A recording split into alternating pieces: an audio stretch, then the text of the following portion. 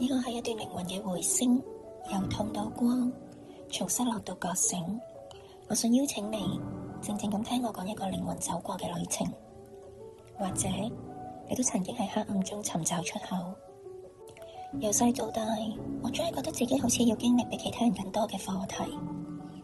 一次又一次人與人之間嘅牽引出現、轉身離開，生命仿佛好似喺度問我：你準備好去學識放下未啊？你準備好去真誠咁樣面對自己未啊？我以為我需要強大先可以應對無常，但係後嚟我先至明白到，真正嘅強大係接納。當佢嚟嘅時候，我選擇全然咁樣擁抱，我會投入，會珍惜，會盡心盡力咁樣感受每一分愛同埋真實。但係當佢要離開嘅時間，我都學識咗放手，唔係唔覺得痛，而係知道有啲相遇就係為咗帶我走過某一段靈魂嘅功課。我學識咗勇氣，學識咗包容，亦都學識咗誘惑同溫柔。我學識咗接受自己嘅唔完美，亦都學識咗愛惜自己脆弱嘅時間。我學懂咗乜嘢係力量，力量唔係壓抑，而係轉化。力量唔係夾硬死撐住，而係讓佢流動。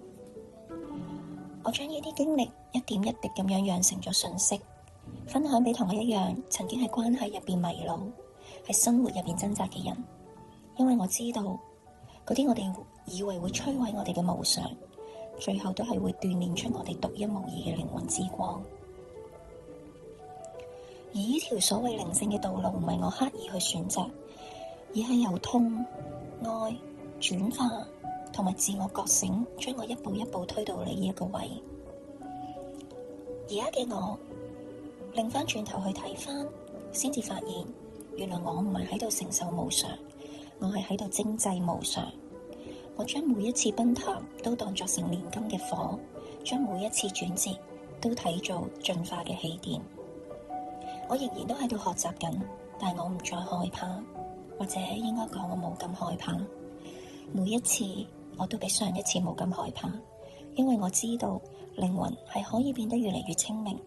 只要我願意每次都誠實咁樣去活過。假如你而家呢一刻亦都喺度經歷緊低谷，我想同你講，你並不孤單，因為黑暗只係光嘅容器，破碎只係蛻變嘅入口。